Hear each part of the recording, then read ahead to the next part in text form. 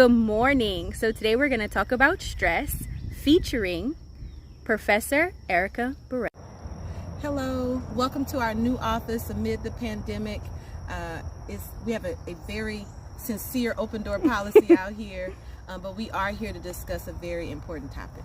What are stressors? Most of us find many of the same situations stressful. These are going to be things that are unpredictable, things that don't have a clear deadline or clear rules or expectations. Common stressors: waking up in the morning, feeling overwhelmed already with everything that you're thinking about you have to do, making sure your kids are where they need to be. You may find that you forgot to put gas in your car, your account is looking a little suspect because you're waiting on that stimulus that hasn't arrived, you're dealing with your professors and the work that they want, and just not knowing if you're going to be able to get it in on time, and preparing for final exams. So as Professor Burrell mentioned, we're going to talk about stress, and we're going to start with approaches to stress, how you can deal with the stress specifically. So problem-focused coping. So if you are worried about a math final, how you would use problem-focused coping is that you would choose what you're concerned about, make a study plan, say when you're going to study and how you're going to study, and you would reduce the amount of stress that you experience because you would basically be giving yourself the resources that you need to be successful. Let's talk about a second approach, which is emotion-focused coping. So this really has to do with your thoughts about the issue. A lot of times we experience more stress because of the event, but also because of our thoughts about the event.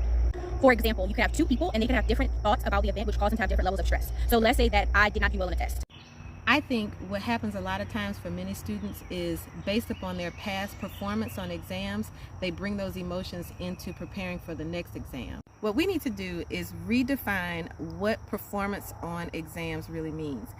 Your performance on exams is not supposed to define who you are as a person or define how well particular career. What your performance on exams is supposed to expose is how much of the information you've mastered and how much room for improvement you still have.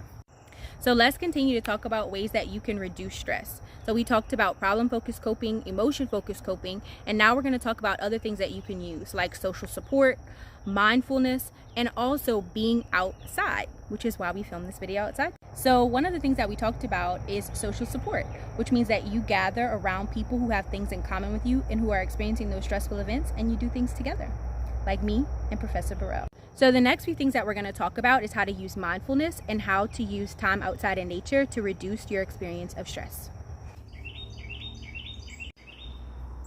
Oh, how often are you in a beautiful place and you're not really present in that beautiful place because you are attached to your digital device? One thing that you can do or attempt to do is to detox digitally. We live in a digital world, but we don't want that to be our 24/7.